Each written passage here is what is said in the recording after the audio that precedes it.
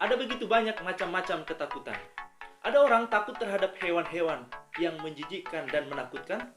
Ada juga takut terhadap gempa, tsunami, dan bencana-bencana alam lainnya. Ada juga orang takut terhadap setan, takut terhadap hantu, jin, dan lain sebagainya. Ada juga macam-macam ketakutan yang lain. Dia takut terhadap ketinggian. Ada juga orang takut mati. Takut terhadap penyakit. Di masa-masa sekarang banyak orang takut sakit. Oleh karena ketakutannya, dia menjadi lebih parah. Saudara takut oleh karena apa?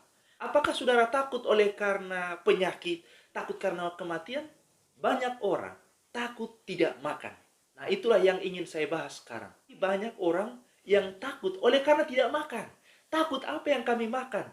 Di masa-masa sekarang ada pandemi corona.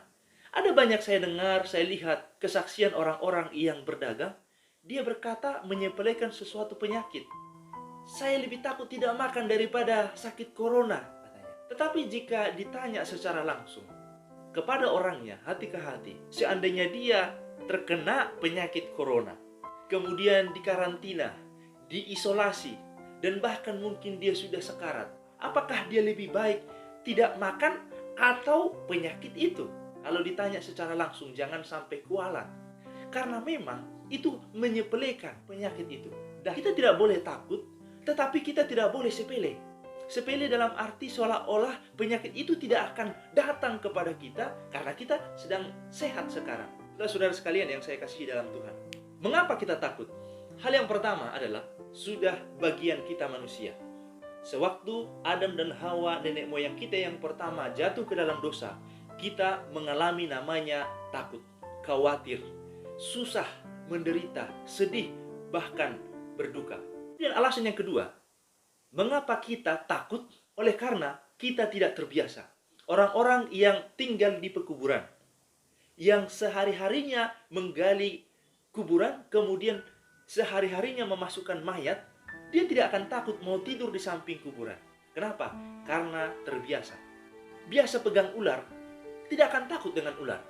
Orang yang biasa mengalami namanya bencana gempa seperti di Jepang, mereka itu hari-harinya ataupun mungkin mereka sering mengalami namanya gempa.